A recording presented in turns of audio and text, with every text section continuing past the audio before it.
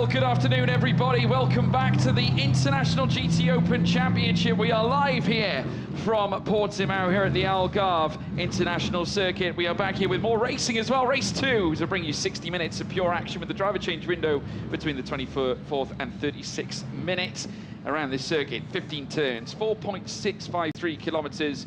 That's 2.891 miles. A track that opened up in 2008 after breaking ground all the way back in February of that same year. And now we are here to bring you all the action at this very undulating track. Lots of elevation changes, plenty to watch out for. Tight corners, a mixture of fast, mid and slow speed corners.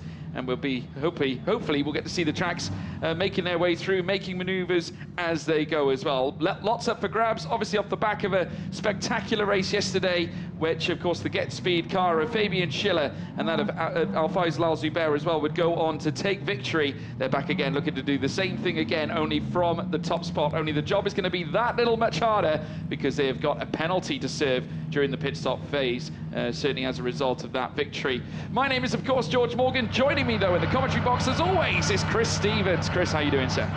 Great, George. Looking forward to seeing another GTOpen race this weekend. Yesterday's was certainly a very enthralling fight, won by Fabian Schiller and Alphys Lalzubert, but that entry not going to be a full-time contender this season, whereas the car that finished second and the one that is starting second on the grid with Fabian Schiller, that would be the 69 Optimum Motorsport McLaren 720S GT3 Evo of Charlie Fagg and Sam Dehaan. They are. So we can consider them pretty much the championship leader by default. Audi Works driver Christopher Haase, Porsche Works driver Richard Lietz, they start 4th and 5th respectively as well, among many others. Yeah, I mean, if you look at the top 12, you could certainly say that we got a very tightly contested grid, certainly in that sector. Then, of course, you've got the AMs as well coming into play, because you've got Conrad Grunwald, the fastest AM, in amongst those that qualified this morning, with Giorgio Sonagiotto as well, who's also got a very plush record when it comes to racing at the GT3 level. Not to mention you've got Martin Kodrick for the down, Ramez Azam, who's stepping in alongside that of Omar Jackson, should I say. Of course, Axel Jeffries would be the permanent championship teammate for that of Omar Jackson. We'll surely see him as we go through towards the championship. Yes, and a double pole position for AF Corsa, with Eddie Cheever getting Pro-Am pole and Conrad Grunwald, as you mentioned, the AM pole position in the 61 car. He starts 13th on the grid, with Eddie Cheever right up with the big boys on the second row of the grid as well. So those are the cars that had their AM runners starting yesterday. Today they've got their Pro runners starting today, and here is a look at Fabian Schiller starting in that number 77. Almanar racing by Get Speed Performance Mercedes AMG GT3, the Red Zebra Optimum McLaren, easily one of the best looking cars on the grid. There is Charlie Fagg. He made a number of incredible moves yesterday to get up to second place, having been handed over the car from Sam Dehaan. This is the Pro-Am pole sitter, 3rd overall, Eddie Cheever in the AF Corsa Ferrari. Still running the 488, was having a word with him earlier. They could well have half of their 6-car lineup for this year running 296s later in the season, but probably in September time. So towards the back end of the season. There is Christopher Haase, Audi Works driver for over 10 years. A little training for his teammate Simon Riker. And of course, we were talking to Christopher Haase yesterday. Runs with a bunny on the back of his car because, or a rabbit. He didn't know what a hare was either. He didn't know what a hare was. No, that was sort of lost in translation a little bit. But yes, because apparently Haase in German means rabbit. So he is Christopher Rabbit. Yeah, there we go. We did promise him that we wouldn't say that on the broadcast. Did we? Yeah, I'm only joking. Oh, thank God. No, incredible. There's the motor park car as well. Obviously, Timo Rovkiel coming into this one along with Heiko Neumann. We did speak as well to the other car, obviously, with Marcos Seber and that of Diego Menchaca as well. This is the Team GT Mercedes. Of course, you see Florian Scholzer just out of picture. Alan Valente stepping in, the Swiss, back again. Now, this team were successful last season. They delivered a race win at Hungary, an overall race win, unprecedented race win as well. And now they're back again, second in the Pro-Am listing. And it's quite an achievement when a Pro-Am car takes an overall victory. They'll be hoping to recoup perhaps the same feature again this year. Absolutely, it's going to be an awful lot harder, of course. 10 pro cars line up for this year, whereas, of course, we only had 3 a full season anyway last year. Fran Rueda in the altitude racing by Greystone GT. They've been struggling a little bit more with the McLaren's new Evo body kit compared to the Optimum, who seem to have really hit the ground running with the new Evo body kit. Of course, it's not just aerodynamic changes, it's completely new kinematics on the front suspension. It's an awful lot to get your head around. Optimum have really hit the ground running, of course, getting second yesterday, second on the grid today, whereas the Greystone run team's still figuring that out. Yeah, also figuring things out to the Oregon team, but they have cited also progression in their eyes in terms of today's results. I know that Dan Arrow is going to be looking to try and push his way forward. Of course, we just saw as well Pierre-Louis Chauvert moving across to GT3 this season. Great to see him in this championship. There is Dr. Stephen Earle on the left as well. Of course, we would have seen him in the GTOpen championship in years gone by, and he's wishing good luck to Nicolo Shiro, who's currently sat in P12 and will be looking to go ahead as well in this race.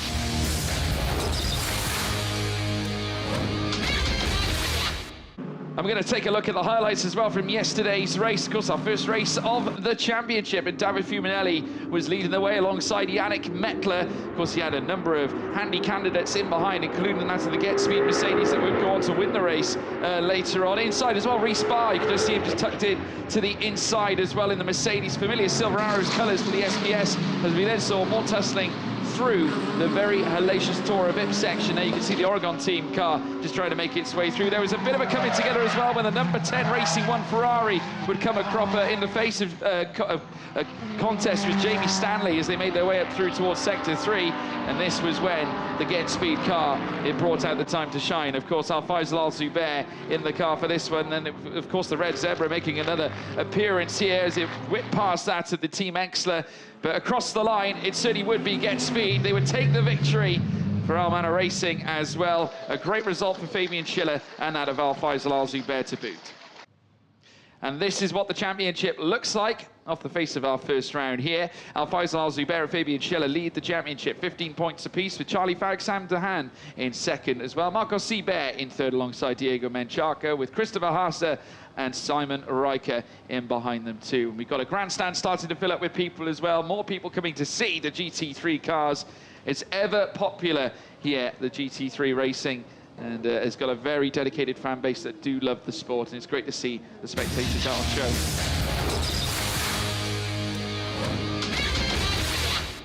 So race 2 about to get underway, and of course we've got the grid to go through as well. Very exciting one this one is. If you saw qualifying this morning, Fabian Schiller will be on pole alongside Charlie Falk on the front row. Third place, of course, it's lined up with Eddie Cheever the third. Alongside him, Christopher Haase in the Audi R8 LMS GT3. Richard Litz as well as Diego Menchaca line up on the same row as well, 5 and 6, with 7th and 8th going to Alan Valente and Mikhail Pitamba in that 8th spot. 9th place going to Pierre-Louis Chauvert. Top 10 for Oregon team, improvements from yesterday. Fran Rueda alongside him, and behind as well Dan Arrow, who lines up alongside Nicolas Shiro in the Ferrari 488 GT3. Conrad Grunwald with the AF Corsa team as well, alongside fellow AF Corsa man Giorgio Sernagiotto, with Martin Kodrick in the Lamborghini Huracan GT3 for Bernaldi Motorsport, with Ramaz Azam alongside him. Philip Barron and Barron Motorsport 17th, with Axel Blom in 18th place. Alongside, well, in behind those then, Nicola Marinangeli back again for the Ferrari team AF Corsa, and Giuseppe Cipriani in 20th spot. 21st place for Deheko Neumann for the Mercedes-AMG GT3, alongside him Dylan Yip for the Audi R8s as well. Marcin Jedlinski in the Mercedes-AMG for Olymp Racing, Dexter Muller alongside him as well for SPS Mercedes. Jacob Schell in the Ferrari, brought to you by Racing 1, with Kiki Sagnana and the Get Speed Mercedes alongside him as well. 27th place is Gino Forgione for the Ferrari 488 AF Racing, or certainly the AF Corsa team. Alongside him, Stuart Proctor making up the second Greystone GT team. Laurent Demeus in the AF Corsa alongside Frederic Yousset as well, who lines up on the grid. Behind them is Sanford João Javadil, alongside him Stanislav Jedlinski as part of the Olymp Ferrari team as well. All the cars now out on the formation lap, and after a blistering qualifying session this morning under the heat as well, conditions have been fairly consistent in terms of heat. Not a cloud in the sky, Chris. We're looking forward to this one. Yeah, but the track temperature has shot up in the last half an hour or so to 38 degrees Celsius, considerably warmer than what we saw yesterday. How is that going to affect the tyres? How is it going to affect the setup of these cars? We'll find out over the course of the next 60 minutes. Of course, this race 10 minutes shorter than the race we saw yesterday. That means they won't need to refuel in the middle of this race. They can run the full distance on one tank of fuel. And that, of course, then offers up even more differences, because there'll be differences in the pit stop, but of course, they'll be absolutely brimmed, the tanks. And how are they going to perform on full fuel? Question marks over the pole-sitting car, Fabian Schiller, was a lap record pace in qualifying, but how is it going to perform under these new circumstances? And of course, with that 15-second handicap penalty it has, what was their winning margin yesterday? About 15 seconds. Yeah, of course. And now, obviously, they've got to serve a hefty amount in the pit lane, of course, when the timer ticks around, and that performs part of the handicap too. And new for this year, you cannot serve the handicap under a safety car. So, and you won't be able to come into the safety car at all. So that will be very much a factor they'll have to play into later on. Certainly will be. They're now making their way through the final sector now. You can just see them all lining up. You just see the two menacing Oregon cars as well. We spoke to Dan Arrow earlier on, and Pietro Pirolini, who is, of course, a very, very colourful character in the paddock, and we do love talking to him too. And he's going to be hopefully setting sail as well when he jumps in the car. And we're now watching them make their way down the next straight. Pierre-Louis Chauvet, we're riding on board with right now. Breaking of the formation happened yesterday on the way up to the grid from Giuseppe Cipriani, so we'll keep an eye out for that as well. He only got away with a reprimand, though, so there was only a slap on the wrist. Yeah, slap on the wrist indeed. Hopefully it'll be a little more orderly this time, but don't count anything out. Obviously, turn one is going to be very busy. Eddie Shiva, you can just see him behind as well, prepping alongside Christopher Haase. What's going to happen between those two as they make their way down? The pace car now making its way into the pit lane as they make their way down the straight now to commence the first lap, certainly here on race 2, here in round 1, here at the Algarve. And certainly now, as they get ready to go, they will certainly and surely, as they come up towards the line, put pedal to the metal, and it is go, go, go, go, go. Fabian Schiller leads the way, Charlie Fagg alongside him too, but look at the start from Eddie Shiva, who's had a great run down through towards turn 1, might have taken second place. He has, Eddie Shiva, and look at that around the outside as well. It looked like it might have been Diego Menchaca getting a lovely move. He's into 3rd place. Charlie Fagg took a huge conker curb at turn 1, and that allowed Eddie Shiva to go right around the outside as well, and now Hasse's on the back of him as well. I think he's already gone through, actually. Incredible start indeed, very orderly as well, no concerns, no incidents, no harm, no foul. They make their way down through towards Toro Vip, and Schiller has certainly a great start. Shiva there in second, Menchaca losing ground, and through more cars, Christopher Haase back up into 3rd. Yeah, Haase down the inside, and Menchaca went wide in sympathy, really. So a very dramatic start then for Charlie Fagg. Certainly a Menchaca losing out again now. So Charlie Fagg retakes that place back from the Mercedes from Team Motorpark. And still the Motorpark car has got cars in this race, because Ricard leads in the Lions Beat Porsche, fancies around at it as well. He's got Mikhail Pitamba in the silver Mercedes looking through as well. Lids here with a run on the outside of the corner. We've got one of the Oregon Lamborghinis scampering over the curves and kicking up a little bit of dust through the gravel. Down towards turn 13, now we're on board with the Racing One Ferrari 296 of Ramiz Azam. This is the Sol 296 in the field, and so Lietz has gone through on Menchaca there, and Pitamba trying to get around the outside, runs off the circuit and through the final corner now. Certainly a very dramatic opening lap. We've got one of the Ferraris with a bit of front bodywork damage there. Looked like it might have been one of the Racing One Ferraris as well, just making their way down the straight. We just see it though, great start from Eddie Shiva. But look at the Oregon cars in behind as well. This big fight now starting to develop as they make their way down towards turn 1 again. Pierre-Louis Chauvet, Nicola Shiro down the inside as well. And a great move, very well done indeed from Shiro. And now he's moved up a spot and ahead of Dan Arrow up into 12th place. So Schiller's lead 1.7 seconds almost at the end of the first lap alone. So he's absolutely clean. Apologies. Yeah, Louis Chauvet actually losing a place to Shiro. Yeah, Shiro absolutely flying, and Haase looking at the back of him as well in the Audi. So it is Mercedes from Ferrari, from Audi, from McLaren, from Porsche. from Mercedes again, and this is the car with the front it's coming off more. bodywork damage. We saw it wasn't as extensive as that, but it's actually come away quite a lot. We'll probably see it when it comes over the crest now. It's the AF Corsa Ferrari, the white one. Yeah, not the Racing one. It is the AF Corsa. It's just hopping over the curb. Now, there you can see it. The bonnet is coming away from the actual chassis itself, so not ideal at all. And one has to wonder, will they have to come in to perhaps get it taped down, or perhaps even well, they're going to have to do something about it, because it can't stay like that. I think they will. They may well be showing the mechanical flag, which means they'll be forced to come in and get that repaired, which will pretty much put an end to any competitive hopes unless we get a safety car. Yeah, absolutely. Shiva now still trying to get in on Schiller, but look at that gap. It's out to 1.5 seconds. Running a little out wide, though. We're just seeing there, that's I think that might be Jedlinski. Marcin Jedlinski running a little wide, and Philip Barron chasing him as well. We just saw him cut across in picture there. There's the Racing One Ferrari as well, but Schiller undeterred up at the front end. But he needs to build a gap here, Chris, because he knows but obviously he comes into the pits to make their stop, taking out time served in the pit lane. Yeah, of course, the car he's going to be most worried about is the 23 Audi of Christopher Haase, because the Chiva in the Ferrari is a Pro-Am car, so theoretically that car should fall back in the second half of this race. But Haase has no success penalty. Charlie Fag does for finishing second. He has 10 seconds to take. And yes, Conrad Grunwald in the AF Corsa Ferrari, and what a disastrous start for them, and they're going to be praying for a safety car now.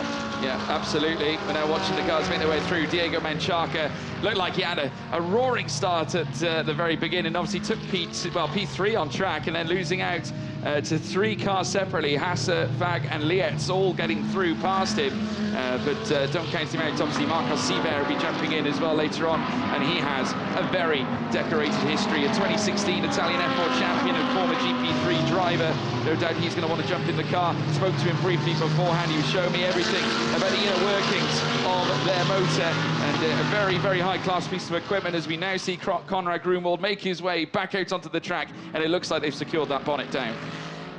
Yep, all good there. So the AM lead, meanwhile, being held in 9th place. We just saw the battle for 9th there, and it was the AM leader of Giorgio Sernichiotto. So the AF Corsa Ferrari still holding that class lead, as is Chiva for the Pro-Am lead. Of course, the next car in that battle would be Alan Valente for Team GT in 8th place overall. But look at Charlie Fag now. He's closing in on Christopher Haase here, and it was a difficult start. He'd already been done by Chiva on the inside, and then he took a huge clunk of the curb, that yellow curb that we could just see there on the onboard of the 296 here from the Racing One car at the start, and he just lost all momentum and dropped a couple of places, recovered a few of them, but now looking to get back onto the overall podium, staring at the back of Christopher Haase's Audi.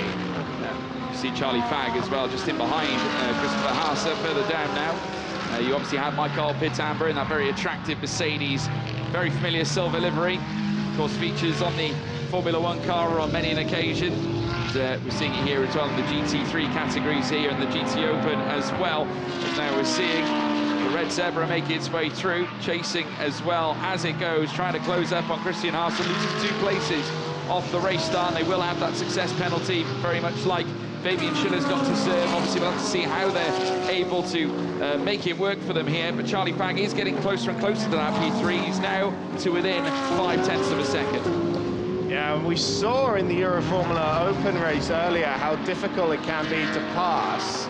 And these GT3 cars not quite as disturbed by the dirty air as, say, a single-seater, but it certainly still does exist. A couple of cars running a tad wide there on the exit of the penultimate corner. And of course, one of the changes for this Evo body kit on the McLaren is that it's shifted the whole balance of the car towards the front end, meaning it should be, in theory, better in dirty air. And we saw yesterday Charlie Fag had no problem making his way up through the order.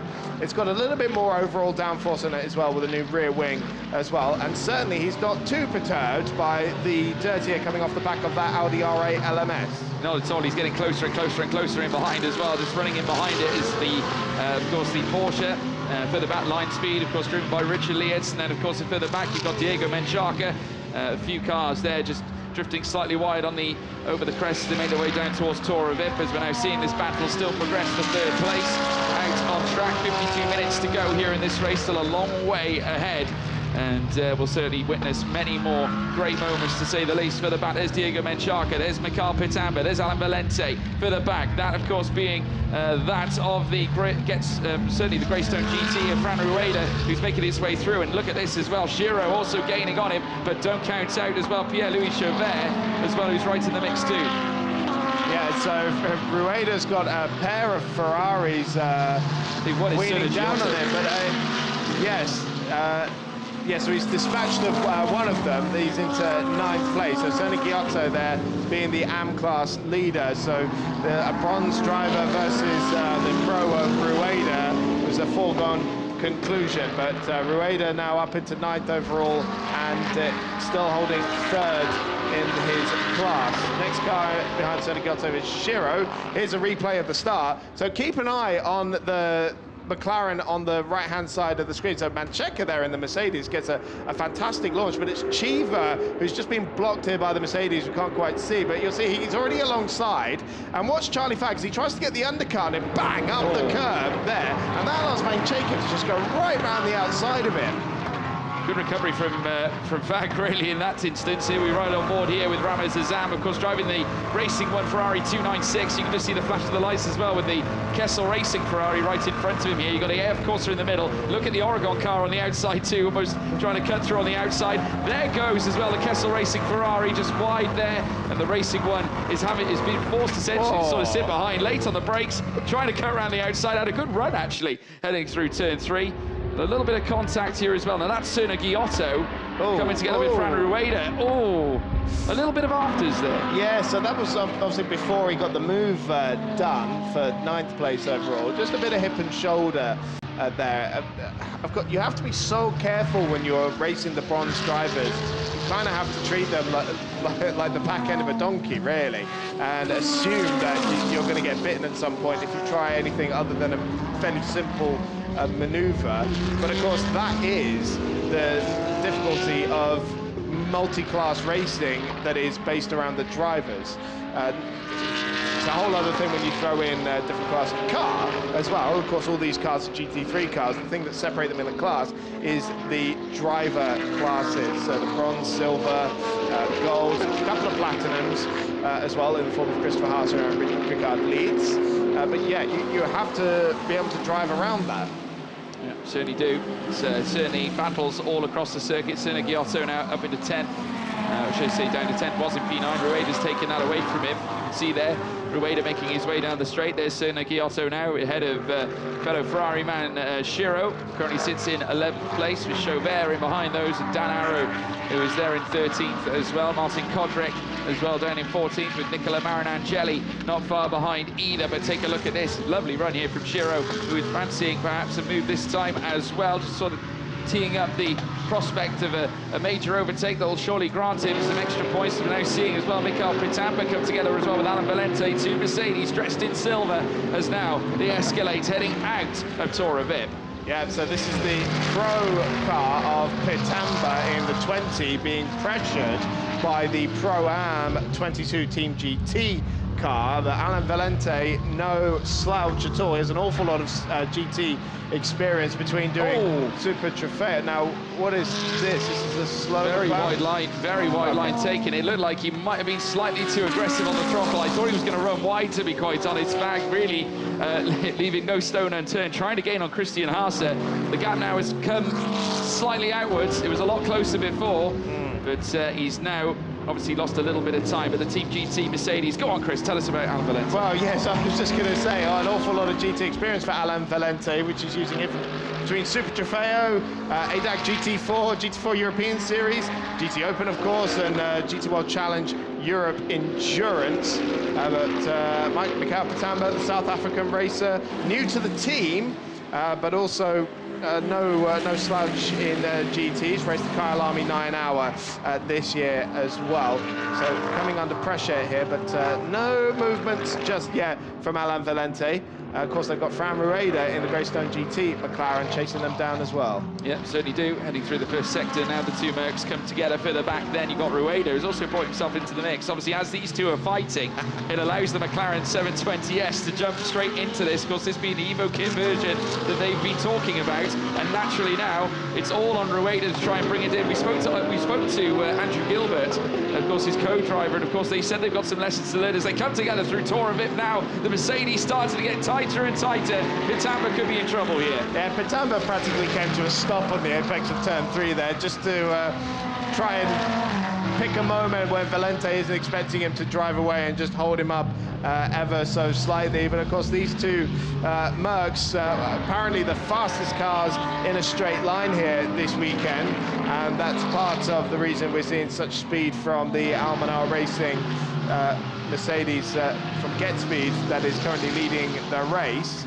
Very hard to compete with them in a straight line. I'm sure Fran Rueda is going to find that out if he gets onto the back of these two cars when they start squabbling. But certainly a very intense defensive drive here from Pitamba so far. And Alan Valente fancies going up the inside here. He's drawn just a little bit of an overlap. Of course, he'll have the tighter line here through the final corner, and Pitamba is able to just chop the nose there, and you see the bumps and look at this, losing momentum now is Valente. Is this an opportunity for Rueda? Here we might see the straight line performance of the Mercedes, because even with that loss of momentum, he is able to quite comfortably stay ahead of the McLaren there. Yeah, didn't want to waste any time having to go at Pitamba, but it did cost him heading down the straight, because enter now Fran Rueda, who is not afraid to make the big overtakes. I hark back to when these two met as well previously, when he went ahead of Alan Valente at Hungaroring last year. And of course they're battling again this time,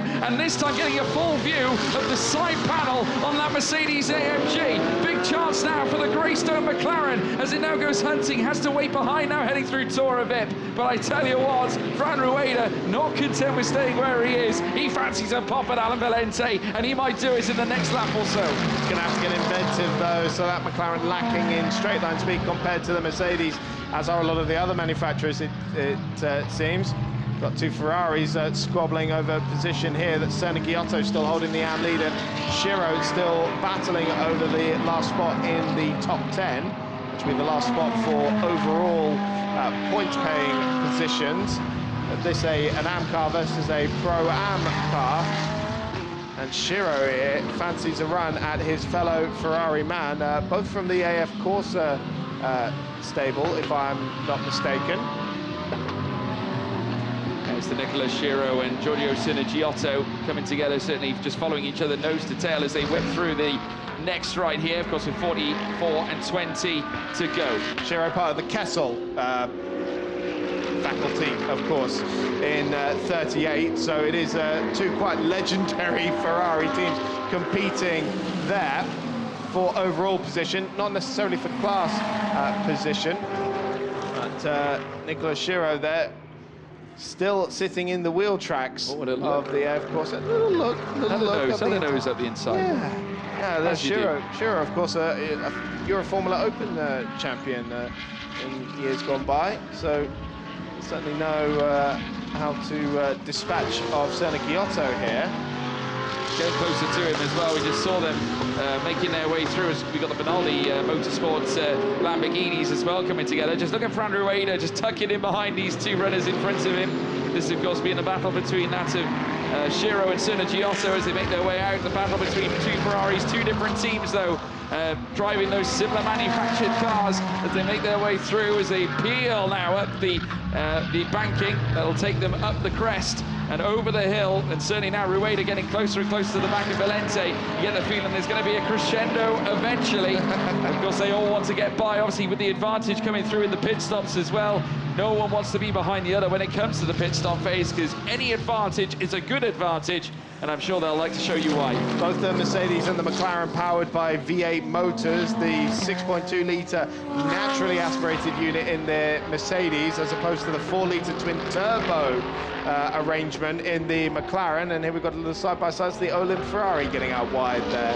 Yeah, Menchaca, I believe that's looking on our screens there, that's Diego Menchaca, so that's a lap down. That is a lap down, so, yes. He will be overtaking essentially a lapped car at this point, but have a look at our leader right now, going clear. Fabian Schiller, 3.1 though. Eddie Cheever doing a great job in second place. And remember, he's in the Pro-Am fight, so a vastly different fight on his hands. Alan Valente, though, getting closer and closer to the back of Pitamba, has not left the rear wing of that other Mercedes, as we now watch Charlie Fagg chase Christopher Haase, and, or should I say, making his way through, chasing after Eddie Cheever.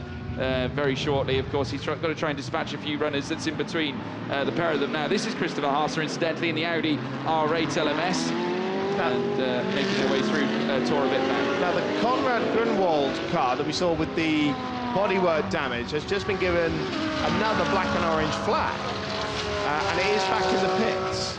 So I wonder if that issue wasn't fully resolved. Might not have been a permanent fix or something. Yeah. Just never know. We saw obviously the front, if you're wondering, folks at home, the bonnet of the car was tearing away from the front end of the bodywork. And we thought that they might have had it fixed. They did replace it. Now we see Charlie Fagg taking a very aggressive line. This is the kind of line I saw him do before. Now, whether he's doing that to give himself a better exit speed heading through the final sector, that could be a possibility. They're coming up towards turn 13. This is the fight as well between the two Mercedes as they peel onwards. I tell you what, this fight has been going on for quite some time, and certainly Pitamba has been doing a sterling job to keep him behind, but for how much longer can he do so? A tighter line by Pitamba there, but will it generate him with enough pace? Because Valente might fancy a little bit of a dip into the grass, and that might hamper him and open the door for Ueda, but has a little look down the inside again now. Does Alan Valente, as in now creep and peep? Oh, dearie me. Now that is Frederick Yusei. Of course, the car shared by David Fuminelli, so no doubt we could be seeing flags very shortly. Turn 2, yellow flags, so they should be able to race here going into turn 1, because the yellow flag zone is actually relatively short. So we could well still see a move into turn 1, and just confirming no flags on the right-hand side there, but there will be when they get to the second right-hand kink there. Can we see where it is? It must be on the outside. Yeah, it might well be. We're just now looking as the cars power their way through the next corner of turn 3, and now they'll venture over the crest once again before they go head downwards towards Tora Vip. A glamorous track here at the Algarve, and certainly in weather such as this, where there's not a cloud in the sky, certainly benefits, as now we're seeing Valente once again, still hunting on Pitamba, very nearly pushing him around Tora Vip, as now they exit through out of the corner at turn 6, or turn 5 into turn 6, should I say. Well, I was talking about Shiro there, and quite rightly picking him up, but I'll tell you, Sergio Giotto is no slouch as well. Because he himself is a man rich of GT experience, with, of course, some European Le Mans series, both in LMP3 and LMP2, Le Mans appearances, and recently started combining with his IMSA campaigns as well. So neither of them are slouches. No, not at all. Definitely not slouches, to say the least. But he's doing a stand-up job at the moment. Sergio Giotto, obviously representing the AM class, he's in the top 10 and chasing after Fran Rueda. Obviously got Shiro in behind him here as we run on board with Ramez Azam in the Ferrari 296 Racing 1 car. So they make their way out. Of course, you've got the Benaldi. I think that's the Benaldi Lamborghini just ahead of him there as well, Chris. Yes, it is, and one of the Aragon Lamborghinis as well. They've been struggling a little bit for pace, as has the 296 Ferrari. Here we go. Oh, now. Big scrap, and there's a lap car, I think, thrown in. But actually, that's the car that was stuck heading through turn 2. So, essentially getting lapped there, Frederick Yusei. Yeah. And we're now seeing also the scrap developing as well between that of Shiro and Sergio Giotto as they make their way through turns 2 and 3. And as they rise up through, Pitamba still holding on to position. No change up in the official proceedings, or is there? As now we're seeing a fight between Sergio Giotto and Shiro as they head now down through towards Tora Vip. Now the question is, did they come out the better? Let's see them now, as you can now see the Greystone try and make its way through the lap cars and heading down through towards Tora Vip. It is certainly car number 38, Shiro, now ahead of Sergio Giotto as they power out of that section. Yeah, so it looked like Sergio Giotto just got a little wide in turn 3 there. That opened up the door for Shiro to make his way through, and now they've got to lap this this other Ferrari, the number 11 car that is shared with David Fuminelli, that we saw parked at the side of the road at turn 2. And this is what I mean about racing the AM drivers, because they're not as experienced, and you see that he very nearly just chopped the nose of a car lapping him, but they're both through, and of course these are opportunities to take advantage and pounce on one of your competitors. It's not just about how quickly you can get through the traffic, but how quickly you get lapped as well. So two Castle Racing Ferraris as well that nearly came together, which would have been a bit upsetting for the team, no less. But oh, here we go, the fight now started to develop again. Of course, Alan Valente, we're seeing it again, wider line for Pitamba as he tries to generate the straight line speed, but this time I think Valente close enough. Let's see how far that gap develops as they head down through towards turn 1. Does he manage to get closer? Just see a little weaving there happening there as the SPS Mercedes tries to defend against the Team GT. Not enough ground to gain, certainly for Alan Valente, but you do, I gotta say, credit to Pitamba. Super drive. I mean, obviously Valente, a super driver himself, essentially the pro driver in that Pro-Am contingent. Needs some tighter bolts on that rear wing, though. Shaking about quite a lot in the high speed, and obviously Rueda in lapping that number 11 Castle car has lost ground a little bit here, although if they keep squabbling like this, they'll have no trouble getting back on their tail. And Pitamba here doing an excellent job of just keeping Valente at bay.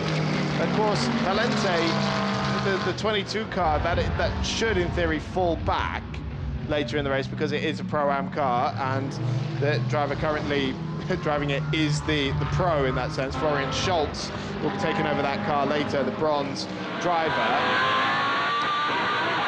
He's on board with the Oregon Lamborghini, and the reigning teams and drivers champions. He's going through here with the Pinaldi car. This is the Pinaldi car trying to make a move on Pierre-Louis Chauvet. So Nicola Marinangeli side by side with him into turns 10 to 11. Little hip and shoulder there. Gets pushed out wide, does the Oregon car. That allows the 296 to go through as the pit window is open. Chauvet not fancying any of it and gets back up the inside but can't go through. Yeah, Martin Kodrick making his way through, getting past that of Pierre-Louis Chauvet as they make their way down through towards this next ride, the Racing One Ferrari also in the mix of this as well. That is, of course, Ramez Azam also in the mix of this as they now peel down the hill, heading down the straight now. And in come the cars, ready for their stops. This, of course, Marcos Sivert jumping in place of Diego Menchaca. There's a very noisy pit lane built up with more cars coming in. In comes now the AF Corsa Ferrari as they make their way through. This, of course, Nicola Marinangeli will be stepping out for Riccardo Agostini, who will be stepping in his stead. And we'll be seeing a lot more of this, that's for sure. Jadlinski also in, Carol Bash jumping instead of Marcin. And we've got Dexter Muller being replaced by Yannick Mettler as well, who was very quick yesterday and was definitely on race-winning pace. Certainly was. This is the 777 Mercedes. So Carol Bash getting into the Olymp Mercedes. Marcin Jedlinski handing over the car. And remember, the cars that have the success penalties include our race leader, the number 77, Fabian Schiller. That's the Luca Engstler Audi. He's getting into the car. Dylan Yip handing over to the Audi driver. And yes, also Charlie Fagg will be taking the penalty when he goes through. This is the moment between the two Lamborghinis. So it was Martin Kodrick, sorry, in the Pinaldi car that was getting his elbows out here with Pierre-Louis Chauvet. So in the inside of turns 10 and 11, and just a little hip and shoulder there. And not for the first time, the Oregon car running a little wide at that corner. Yeah, coming together as they made their way around that right-hander. A little bit of muscling, left and right. And they were lucky that neither of them went into the gravel trap, to say the least. I mean, Ramez Azam must have been licking his lips a little bit, obviously with the prospects of potentially making a move, but thank you very much. Not on this occasion, unfortunately. Out comes as well now Jamie Stanley in the AF Corsa as well, replacing Laurent de Meus. There is the Racing One Ferrari as well. We're back on board with a battle between that of the Team GT Mercedes and, of course, Alan Valente. No doubt he's going to go the distance so that Florian Scholze can step in afterwards. afterwards. Mikhail Pitamba, of course, has got Respar waiting in the wings. And I tell you what, Respar, sensational driver, qualified extremely well yesterday. Yeah, and I think all of these top 5, though, they're going to be pushing it to the absolute limit. Of course, Eddie Cheever is the pro in a Pro-Am, so naturally they want to keep him out as long as possible. But, you know, Schiller's been unbelievable, and Hasse, Fag, and Leeds, they'll all want to be out for as long as possible. As there we just saw yesterday's AM winners, the Motor Park car, Timo Rumpfkarl getting into the car now. Yeah, Timo Rumpfkarl now getting in and getting set to go racing again this time. Caught up with him beforehand. Very excited to be part of this International GTOpen Championship. There's been an ongoing presence in the world of Euroformula with his team Motor Park. As we now watch Fabian Schiller make his way down the straight. Of course, Al-Faisal Al-Zubair be jumping in place of him as well. This battle still continues. Absolutely monumental. Amazing to see how far they've gone already. Still no moves made. Credit to Mikhail Pitamba, who has had to put up with this onslaught from Alan Valente for so long, with Fran Rueda also in the mix. Of course, Nicolo Schiro further back with Giotto there further back. And there is Carol Bash already peeling past. So that's the line speed Porsche that he's getting by. Of course, that's Richard Lietz, but don't forget he is a lap down. Yeah, so he's unlapping himself here against Richard Lietz, I think. Or unless he's literally just come out of the pit lane in front of Richard Lietz there. Well, Lietz will be coming in very soon as well to make his stop, so we'll have to sit tight and wait and see. In comes the Oregon team as well. Of course, car number 63, that belonging to, well, it will be belonging to Maximilian Paul now, in place of Pierre-Louis Chauvet, who has put in a hefty stint. He's also been rubbing shoulders with a few cars as well. We saw it, of course, the Oregon team fighting with the Benaldi Lamborghini as well. More Lamborghinis here at the circuit, which is great to see. And of course, we've got the Albaroni Rampante recognised here as well, as Alan Valente continues to probe, once again knocking on the door, and Fran Rueda also getting in the mix as they peel up through. And not forgetting as well, we've got the changeover. Yannick Mettler has also come in and is also right on the rear of all this. Oh, don't you just love GT3s, Chris? I really do. So the Mercedes at the back of that train there isn't actually in this fight for position, as far as I can tell. So he's just getting held up here by this squabbling trio of cars. He wants to get on it. He might get it as well. He's going to have a go at Fran Rueda around the outside as well. Is he going to take it? Is Fran Rueda going to let him through? I don't think so. No way. Mettler is saying, look, mate, let me through. I'm knocking at that door. It's time you open that door and let me probe. Looking further back. Team Engstler as well getting in the mix. Of course, Luca stepping into the car now, also trying to fight his way through. Oh, it's a plethora of cars everywhere here in Portimao. We love it.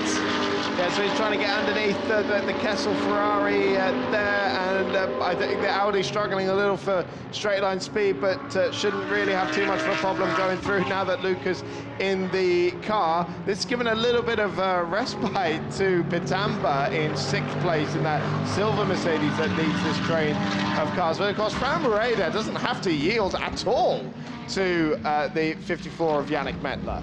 No, and the 38 Kessel is also in the mix of all this too, and it's currently got Luca Engstler all over it, because Luca Engstler, a prolific touring car, a TCR champion in the Middle East, Asia and Malaysia, winning titles from 2017 through to 2020. Bam. And of course now making the move ahead now through Tour of it in class fashion.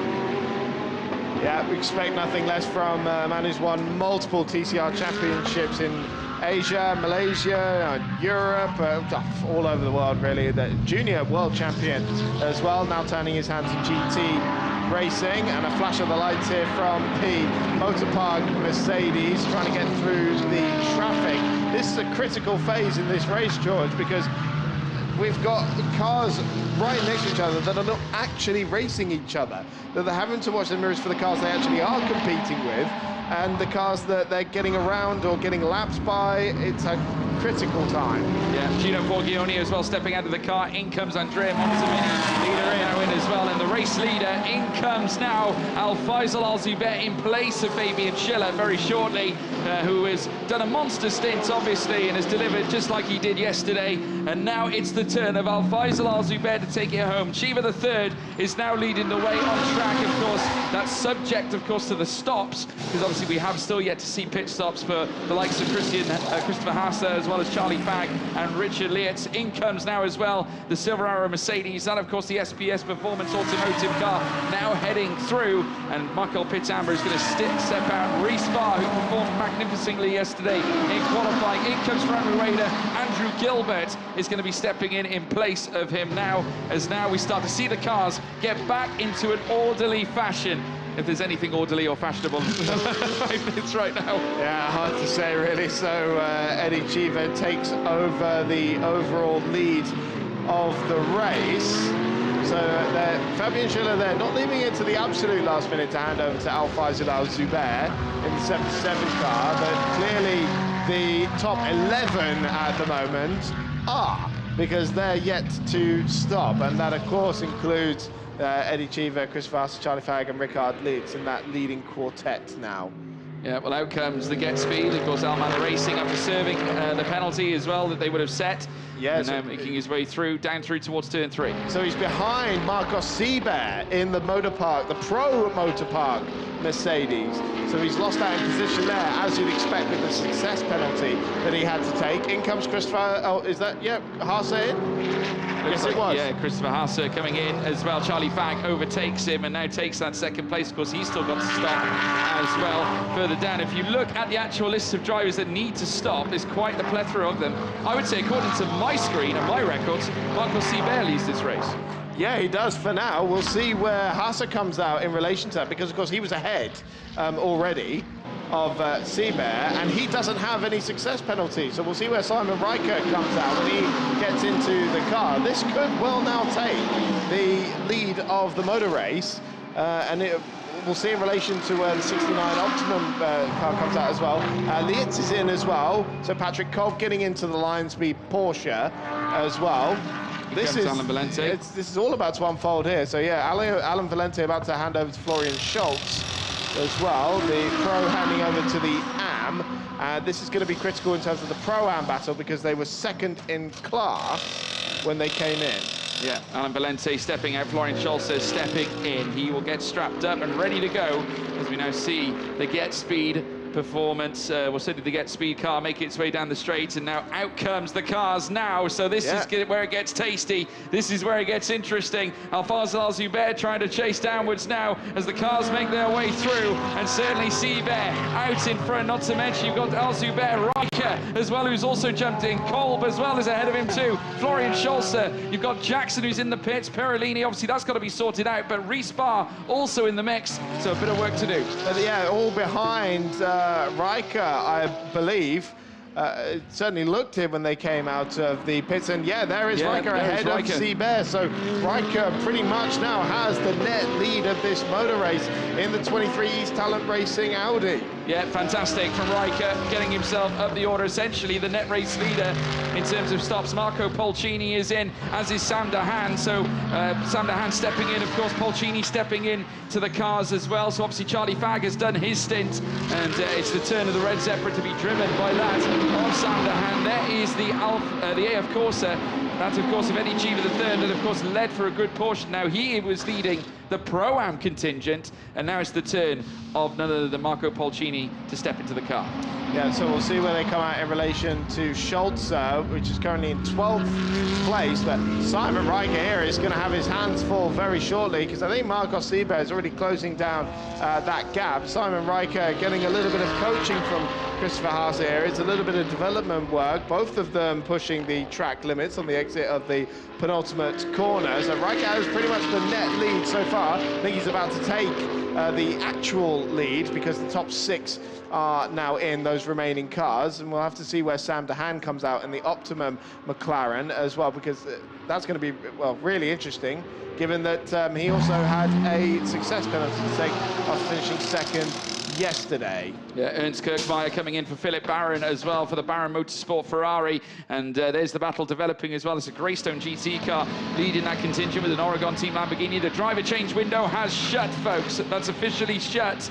We're now under proper green racing conditions, and there's now only one job now, and that is to finish this race. Who's going to win this one? As now we're seeing also a fight developing there in the midfield with Maximilian Paul coming into the mix, and this is for the lead of the race as well. In comes Marcos Seibert trying to challenge that of Spriker now at the very top. The Audi R8 LMS under pressure now, or should I say the East Talent as they make their way through. It's Marcos Seeber. He takes the lead of the race here in the International GT Open Race 2 here in the Algarve. But what is race control going to say about the fact that he drove completely off the circuit at turn 5?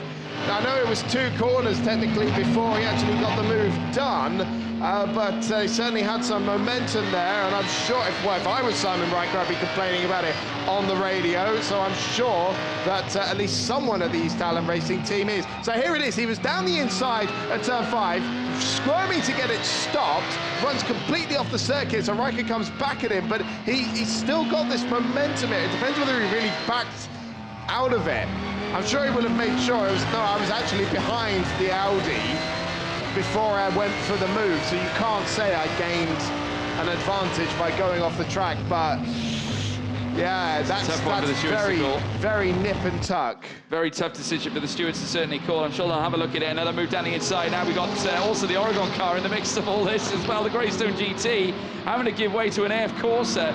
That, incidentally, is that Ricardo Agostino you see go through there? So a great move from him. And down the inside as well, Maximilian Paul is going to look to try and get the jump, this time on none other than that of Andrew Gilbert, who is, of course, out on track. This is Al-Faisal Al-Zubair, currently in 3rd place and chasing after, of course, Simon Riker, who is now reduced to 2nd place. And look at the gap that Marcos Seeber has grown. This could be, and I'm not going to try and jinx anything, this could be Team Motorpark's first GT3 victory in the International GT Open. It could well be. Of course, we'll have to see what Al-Faisal Al-Zubair's got under his hat, up his sleeve. He's got a dispatch of Simon Riker first, and no doubt Marcos Seeber will be punching in the lap times in the meantime to try and gap Al-Faisal Al-Zubair as much as he possibly can while he battles with this Audi. Not much of a challenge from behind because Patrick Kolb is 6 seconds behind and not lapping on the same pace as this top 3. So it looks like it could come down to Al-Faisal Al-Zubair and Marcos Seeber as wide. There goes Simon Riker. Opens up the door a little bit for Al-Zubair, who I'm sure now is going to be sniffing an opportunity here. Remember, the Mercedes seems to be the fastest car down the straight. We may well see that in action now as they come around that final corner. They'll have the slipstream from the Audi as well. It's 6.2 litre naturally aspirated V8 against 5.2 litre naturally aspirated V10 here. Look at the pace of the Mercedes in the straight line, though. It's absolutely hoovering up that slipstream. Going on the inside here, yes he does, and Al-Zubair goes through into 2nd place, runs out wide though. But no opportunity here for Simon Riker. Oh, was that a touch? Was that a touch, or did Al-Zubair just get it wrong under braking? I think he missed it under the braking. Great move there from Simon Riker, obviously the ultimate opportunist in that instance. Had to get past Al-Faisal Al-Zubair and has retaken that 2nd place. But in comes now Al-Faisal Al-Zubair again. Inside line through Tora Vip. Is he going to hook it up this time? I think he might, you know. Excellent power, excellent exquisite taste, but through the East Talent Audi. Back at him here as they whip through the 3rd sector. And now Simon Riker probing, but Al-Faisal Al-Zubair with the strength, the muscle behind that Mercedes grunt, moves ahead now into 2nd place. Great move. Yeah, Simon Riker did everything he could on the exit of the corner. He got the better run out of the hairpin, but he was just on the wrong line for the next right-hander, so no way of stopping Al-Zubair there. Not at all. Looking in very, very good shape and very strong indeed, certainly in 2nd. Al-Zubair obviously looking to follow up the team's success yesterday. Of course, they're currently on for a podium. They had to serve that vital penalty. Seeber obviously with the advantage, but the question is, can they rein in the gap? So 4.7 seconds is that gap. And last time around, Al-Zubair was a second or so slower because he was battling with Simon Riker. So we'll see what the gap is this time around. But yeah, 4.7 seconds is the gap that Al-Zubair is going to try and claw down now. And in the midst of all this, Patrick Kolb is closing in on Simon Riker for the last spot on the podium. Yeah, obviously nursing along that line speed Porsche. heading down the straight now, but he's got his own troubles because in comes Sam de Haan, who is also relentlessly quick, around the outside as well of turn 1 as they venture through now turn 2 and turn 3. Oh, he's got the overspeed though, he might fancy it out of turn 3 as well. Late on the brakes through the next right, the red zebra not choosing to make the move quite just yet. Whips through turn 3, will go over the crest, has Tora Vip coming up very soon as well in the 69 McLaren 720S GT3. Might choose to perhaps open up the door through Tora Vip. Prime opportunity to make a move, not close enough just yet though. He'll have to wait. Patrick Holt though still holds on the 4th. Well, Sam de Haan very much used to being the aggressor with twice a vice champion in British GT, and he's been a very familiar face on the international GT racing team for a fair few number of years now. This is Maximilian Paul in the Oregon Lamborghini Huracan, looking at the back of Carol Bash's Olymp Mercedes there. Very easy to spot with the bright yellow. And oh no, sorry, it's the Kiki Sagnana Get Speed Mercedes actually. No, that's the Olymp. Here's the Olymp. It is. Sorry, you were right the first time. No, I was. It's 777 rather than 786. Excuse me. So yes, Carol Bash's Mercedes. There I was saying it was easy to spot, and it is. Looking at the back of the 38 Kessel car, which now has Nicola Rossi at the wheel. This is on the fringes of the top 10 as well. Little replay here. So this is how Al-Faisal Al-Zubair took second place away from Simon Riker into turn 1. Now he went wide here. On board with the Mercedes driver now. Such a tight line to take it to turn 1. I'm amazed anyone gets a move done there, to be honest. And on board with Riker here, we'll see a Mercedes pop up on our right-hand side here. And then there was just a little moment for Al-Zubair into turn 3 that allowed Riker to momentarily retake the place. And talking of taking places, Sam de Haan fancies a place here on Patrick Kolb. And they've stopped closing in Simon Riker while they're squabbling for this, but de Haan fancies a second podium here if he can dispatch of Kolb in quick succession. He's still got 16 minutes to chase after Riker. But it's going to be a pretty challenging job because Kolb himself is no slouch. He's got 5 years of racing at the Nürburgring under his belt. Historically, though, with Audi. He was the SP9 Pro-Am winner at the N24 in 2020 and has multiple NLS class titles to his name, again with Audi. So this is a new venture with Porsche, a car he won't be all too familiar with in comparison, whereas Sam de Haan has got used to racing McLarens now for a fair few number of years now. This is a car fest, isn't it? Mercedes versus Lamborghini through turns 3 and 4. And it's the Giuseppe Cipriani car that is ahead as the Motor Park car kicks up a little dust at turn 4. Yeah, they certainly do, and that of course being the car of Yannick Mettler. Now having a look down the inside of Giuseppe Cipriani, of course drives the Il Baroni Rampante Lamborghini Huracan GT3, of course in behind as well. We've got the Motor Park car, of course belonging to that of Timo Rumkyle, who is now looking to try and make his way through the final sector and chase down as well the fellow Merc belonging to that of Yannick Mettler as well. Further back there is an AF Corsa Ferrari in the mix of all this. Seabear now still holds on to the lead though, 4.9 seconds between that gap. Riker in third. Kolb now losing ground as Sam de Haan still tries to pursue the move. 2 tenths between that pairing at this stage. Of course, Sam de Haan has featured in the GT World Challenge Europe and again Le Mans, and Charlie Fagg, his teammate, winner of the GT4 European Series and racing in the GT World Challenge Europe, decorated in that Optimum Motorsport McLaren. Great to see them here. Oh! Stefan Aust in the gravel trap. Car number 10, racing one, the silver, and it's stuck. That could be a call for a red flag. I would maybe a safety car, I think. Here it is. So he's lost it on the way into turn 7 and 8 here and rolls it backwards into the gravel and beaches it almost immediately. Little spin of the wheel, see if he can get it out, but it could be a safety doesn't car, look like it, so we could well see a safety car. Yellow flags are out at turn 8. Let's see here now for Al-Faisal Al-Zubair. That would be great news because it would close down that 5-second gap. And of course, for the Pro-Am runners that have put their Pro in for the second half of this race, it would be huge for them. Yeah, absolutely right indeed. Obviously, plenty of others that are in the mix. Oh, very big moment for Patrick Kolb there. And that certainly opens the door for Samuel de Haan as they head out of turn 13. Well, de Haan just had his own moment coming out of turn 10, getting all over the curve there. So these two really They're pushing sharing it. Absolutely. So Brave stuff between the two of them. Less than 14 minutes left on the clock. No sign of a safety car just yet, so maybe they're going to cover this under double waved yellows. The yellow flag zone has been extended to include turn 7 now as well, so that's 2 corners under caution. And look at this, this is now for the fourth place spot. Sam De Haan trying to get around the outside. He's going right around the outside, come up on the curb, and De Haan goes through into 4th place for the Optima Motorsport McLaren. Great move indeed for Sam De Haan, gets through now 4th place on track. Of course, Patrick Cole took that very aggressive line over the curbs there, pretty much. Still no news though in terms of an update from race control concerning the car that's currently stuck just before turn 10. We're seeing it on the track map.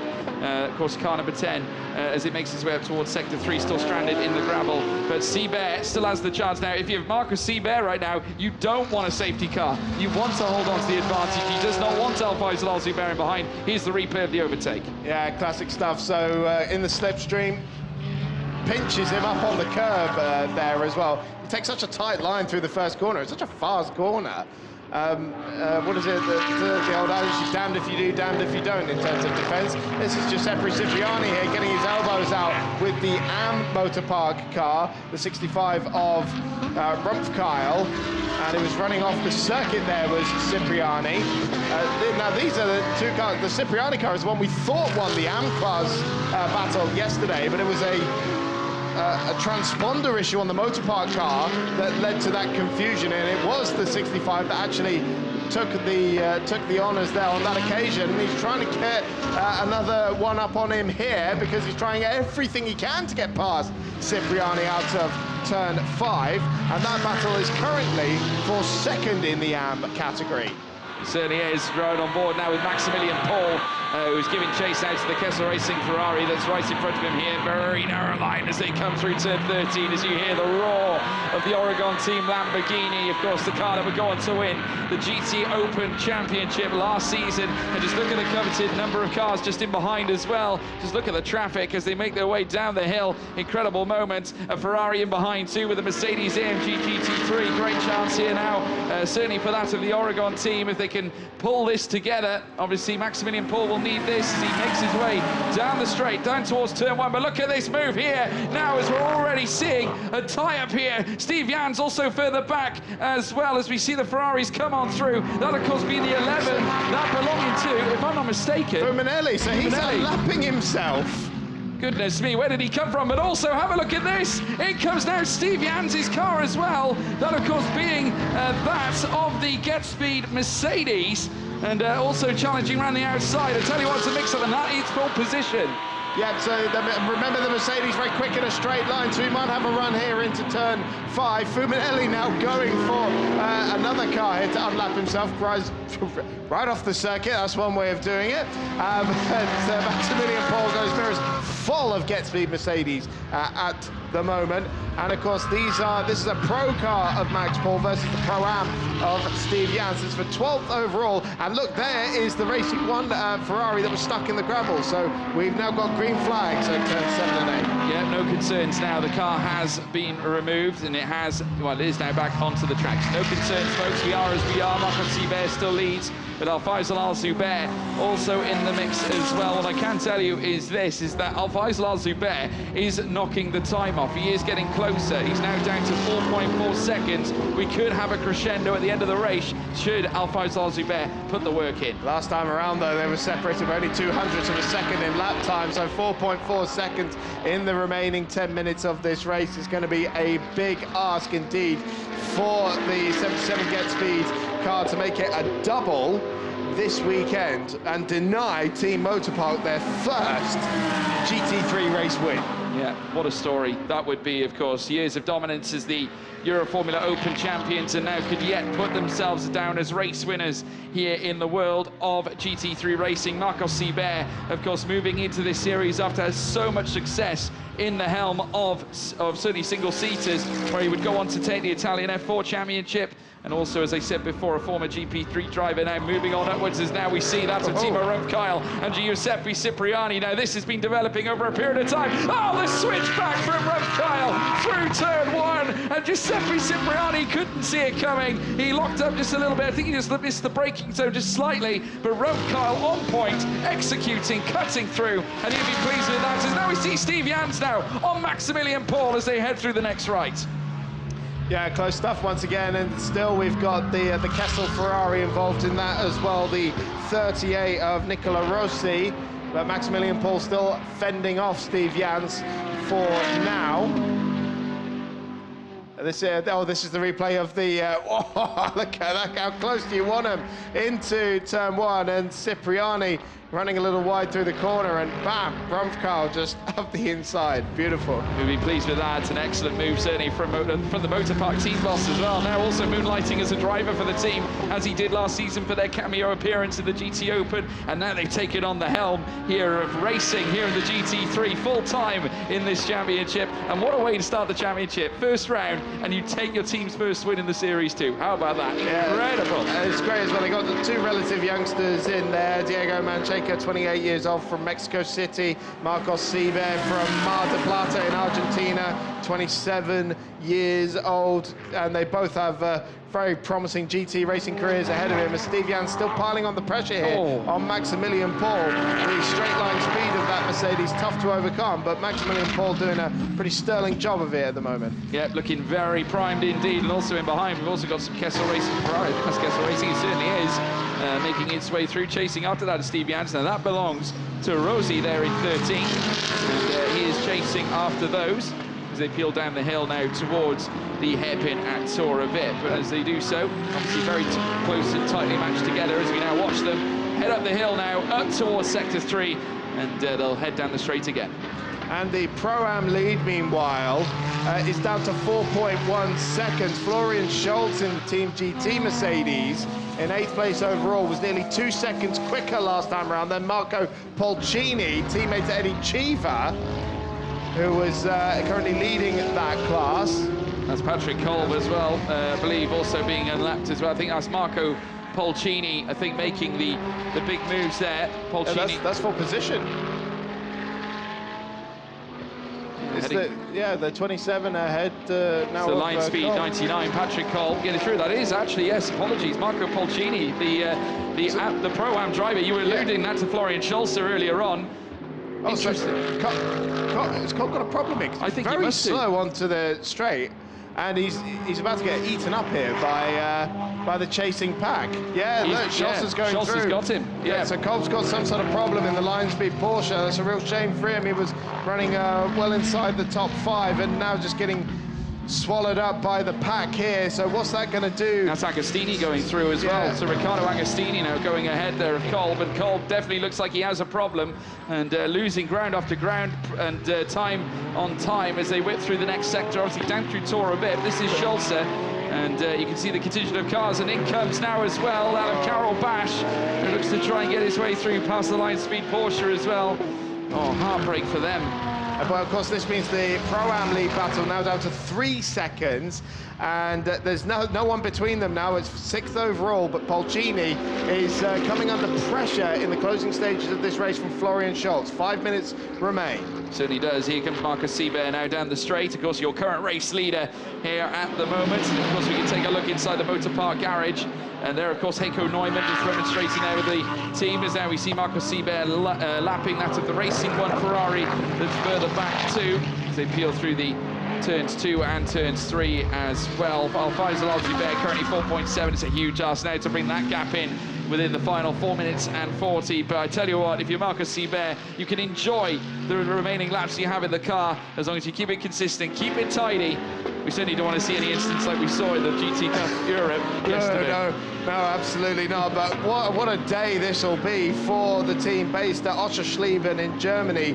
25 years this team has been in operation now. Hugely successful in single-seaters. They have run the likes of Max Verstappen, Valtteri Bottas, Kevin Magnussen, among many other future F1 legends. And even the GT history is very brief. Bit of Porsche Super Cup from 2010 to 2012. Some privateer customers, but full-on GT3 operation now, setting up their own base for their GT operations, and in their first weekend fully in the GT Open. Of course, they only made a wildcard appearance last year, but their first proper full attack on the GT Open, and they're winning on their debut weekend. Yeah, the East Island Racing Audi, as we're now looking on our screen, Simon Riker currently sat in third as well as we see it now. Samuel Dehaene still further back, 5.5 seconds in behind him. Of course, it's a bit of clean air here for the East Island Audi. He's currently sat 8.1 seconds in behind Al-Faisal Al-Zubair, who is still giving chase after Marcos Seabear now. But we're coming down now to the final 3 minutes and 15 seconds now, 10-second mark, and very soon the final 3 minutes will be upon us as we're now watching the Racing One Ferrari hurtle through turn 1 and turn 2. Further back then, the Get Speed as well, as we're now looking on our screens here. Again, this is the Florian Scholzer. He's got the AF Corsa right behind him here as they look to go in together side by side. That's Agostini looking to make the move, obviously coming instead of Nicola Marinangeli, who took the first stint. And in behind as well, Carol Bash also in the mix as well as they make their way down the straight. Now, this will be essentially a pro car getting ahead of a Pro-Am in this stint. And heading down through towards turn 1, Agostini still giving chase. Well, Polcini will be very happy to see Agostini pressuring Scholzer here, because it means he'll be worried more about what's behind him rather than trying to close down that 2.5 second gap to Polcini for the Pro-Am lead. And of course, Carol Bash arriving on the scene as well, third in Pro-Am, 9th overall with the Agostini car between him and his next target in class. And now suddenly Scholzer's going to be looking in his mirrors for the final 2 minutes rather than looking at Polcini ahead.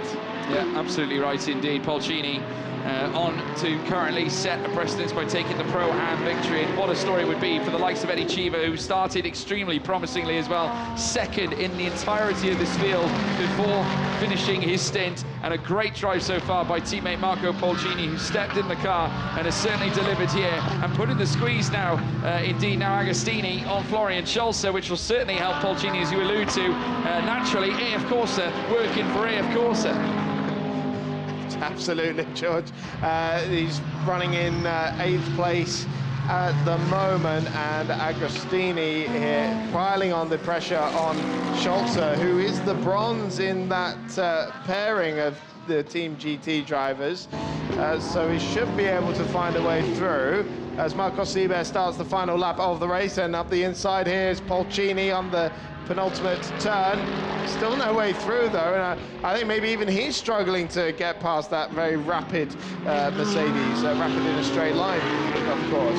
Yeah, well, now we rejoin the leaders here on the final lap here. Marcos Seabear is going to cruise up out of Tora Park for a stunning display that would have obviously delighted him. You can just see the fingers crossed as well. He does not want to miss a thing. Of course, everything here going towards what could be a Cinderella story for Motor Park. It's now Carol Bash now looks to go by Agostini as they go side by side. The Olymp Mercedes now goes higher and higher, and now goes and usurps that of P8 Agostini, now reduced to P9. Agostini now behind Carol Bash, who's up to 8th. Third, of course, in Pro-Am, which certainly won't change, and a final battle as well with that of the Lion Spot Speed, obviously the Porsche, with the car number 38 going through. But Marcos Seabear will surely be absolutely thrilled with everything that has transpired. He's going to exit through the final couple of corners here, through the gum curve out of Sagre, and certainly a man that's decorated, that has won the Italian F4 Championship, former GP3 driver, and now Motor Park.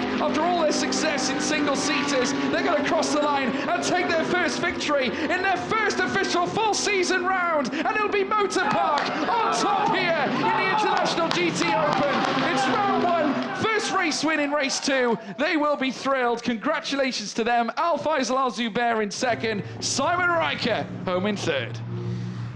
I mean, cracking stuff. What a way to celebrate 25 years of being a race team. Sam Dehaene brings home the Optimum Motorsport McLaren in 4th in the end. Reese Barr 5th for the number 20 SPS Automotive Mercedes.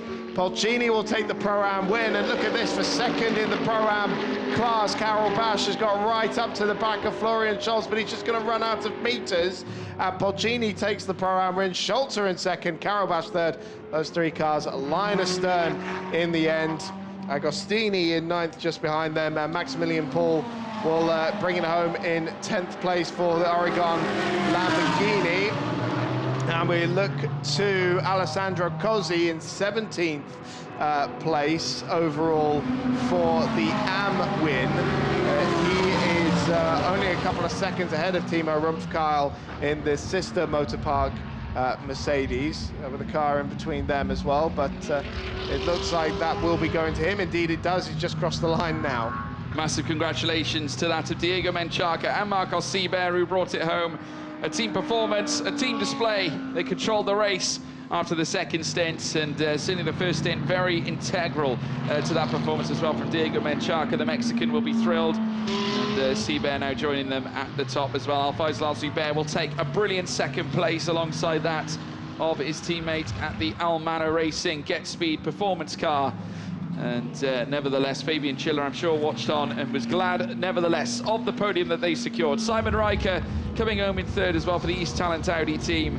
Another podium in their books as well. Great pro performance. And certainly they will bask in that this weekend, of course. We'll be certainly enjoying that. I'm sure the team will too. Here are the results of the race we've just witnessed. Obviously, Marcos Seber and Menchaca. It was Team Motorpark on top. Alfaisal Zubair and Fabian Schiller in second. East Talent Racing, Simon Riker and Christopher Hasse in third place. Sam Dahan and Charlie Fagg in fourth. Bar and Pitamba finished in fifth, with Marco Polcini and Eddie Cheever the third in sixth. Alan Valente in seventh alongside Florian Scholzer.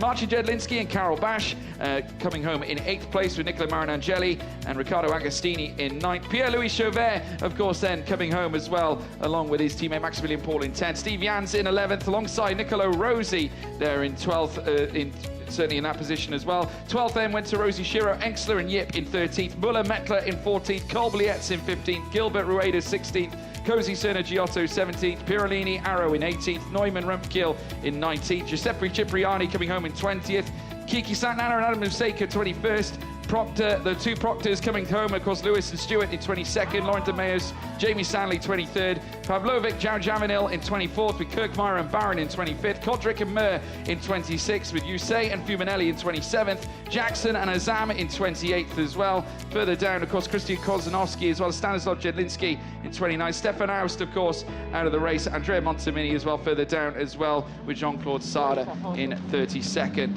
Hello, guys! The celebrations erupting here, Chris, and for good reason.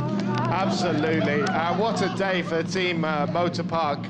They took the AM win yesterday, of course, second in AM today, but the overall victory will be very, very sweet for the Motorpark team. This is what it's done to the championship. Alfaisal Zubair and Fabian Schiller still lead, but it's Diego Menchaca and Marcos Seber that are now 2 points behind, only just.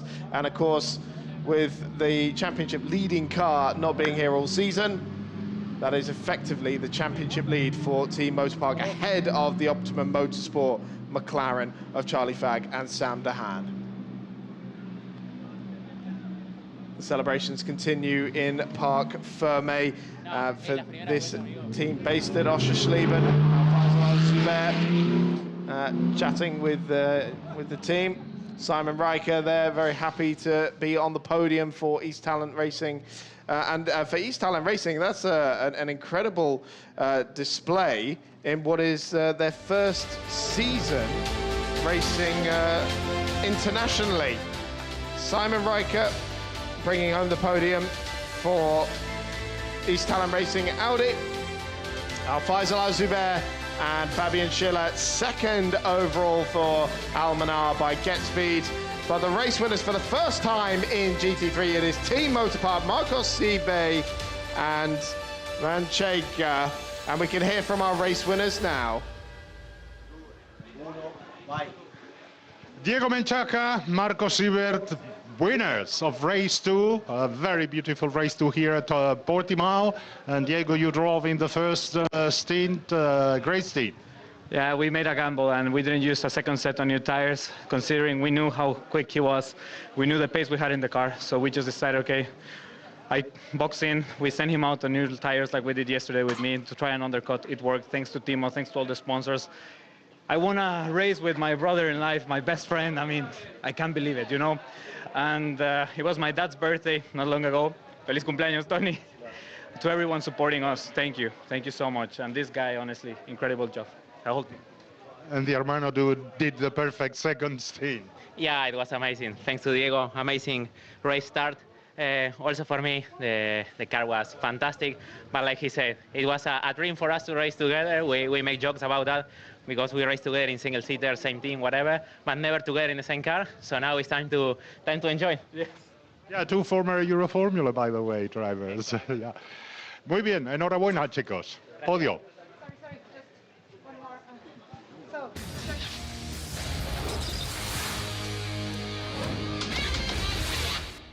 Well, let's take a look at the highlights then from race 2 of round 1 of the International GT Open in 2023. It was the 77 Mercedes that was on pole position once again, with Charlie Fagg starting alongside him. And look at on the outside there was the Motorpark car making the moves, but it was Eddie Cheever in the AF Corsa Ferrari making the moves into turn 1 up on the inside, taking second place while Charlie Fagg was hopping and skipping over the curves.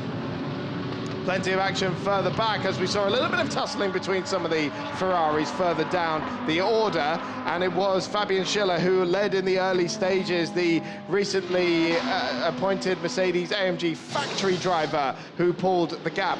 But of course they had their success penalty to take, and that put them further down the order. Al-Faisal Al-Sabir had to make up some ground. Here he was passing Simon Riker for a spot on the podium, but it was Marcos Seibert and Diego Manchega who came out on top after the pit stop phase and held on to that lead. It wasn't all plain sailing because we had this moment here for Stefan Aust in the Racing 1 Ferrari 488.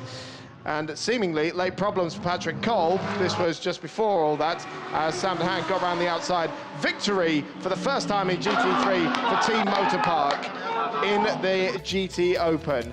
An incredible display.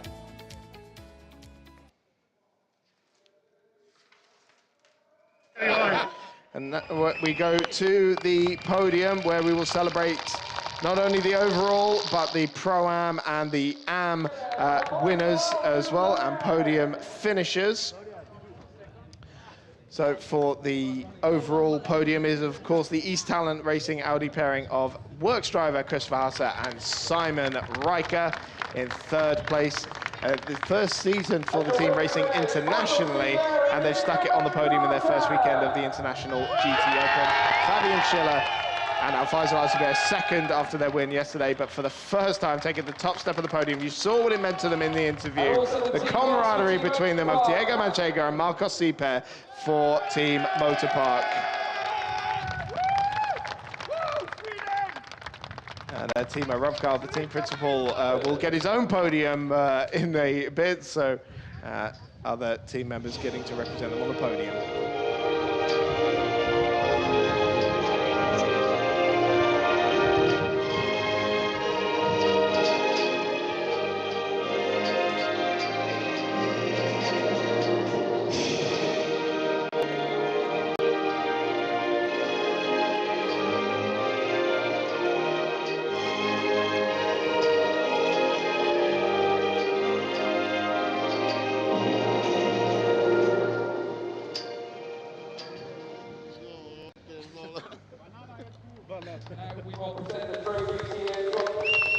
And now the drivers to accept their trophies, and I'm sure celebrate with some champagne, and thoroughly deserved. Of course, we have more racing action to come today with the final race for the GT Cup Open and the Euroformula Open here in Portimao. The International GT Open will continue in 3 weeks' time at Spa-Francorchamps, the endurance race at the end of May. That's going to be a hugely exciting contest, if anything we've seen this weekend is to go by. Second trophies of the weekend for the 77 Get Speed pairing of Al-Faisal Al-Sabir and Fabian Schiller.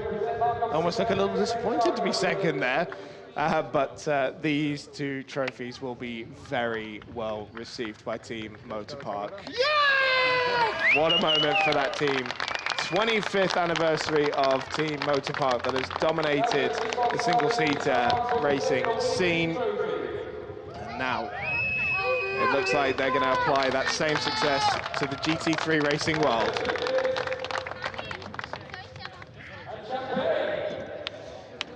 And And now the celebrations will begin with the champagne.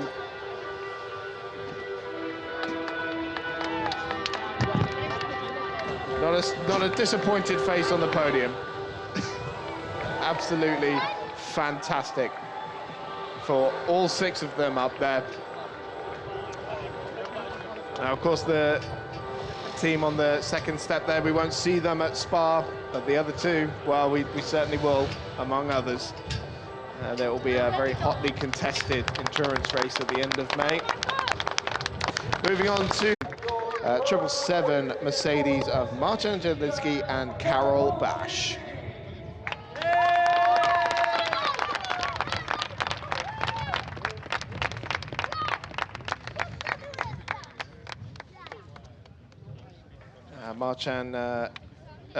Marco Porcini there, of course, used to Ferrari Challenge, and in the Ferrari GT3 has really taken on as a bronze driver, of course, paired with the Italian-American Eddie Cheever, son of former F1 and IndyCar driver Eddie Cheever Jr., and even has a little NASCAR experience, does Eddie Cheever, after a stint in single-seaters. Of course, not his first time on the Pro-Am podium. He was a winner, class winner, and a wildcard GTOpen entry at Monza in 2018. Also did the full season in 2019, along with a stint in the FIA World Endurance Championship. He is no stranger to some silverware. And the celebrations will continue now for the Pro-Am contenders. Karol Bash and Marcin Jedlinski kicking off another season together in very strong form. Of course, they were paired together last year. And still absolutely have a good turn of speed. Karol Bash in the end, only 2/10 away from taking second away from Florian Schultz right at the end of the race. Timo Rumpfkeil there on the right-hand side will be very happy not only to be on his own podium, but to see his car at the top step of the overall I lost too much podium. time on him. I was catching running out of time. 1 second. Yes. Of course, that's the risky take when you try and have a little eavesdrop on what the drivers are saying before the podium. But the AM contenders now taking to the podium. So for third, it is Giuseppe Cipriani in the Il Baron Rapante Lamborghini Huracan. And then Team Motor Park second after their win yesterday. So Timo Rumpfkeil and Heiko Neumann in the Mercedes-AMG GT3. But the class winners was the number 25 AF Corsa Ferrari of Alessandro Cosi and Giorgio Cernicchiotto. A pretty dominant performance in that class, because we saw them up at the front of that class for the entire race, pretty much. And that wraps up the action from the International GT Open at Portimao. Of course, 2 more races still to come today with the GT Cup Open and the Euro Formula Open. But for the GT Open, we will see you at Spa-Francorchamps for the endurance race on the 27th and 28th of May.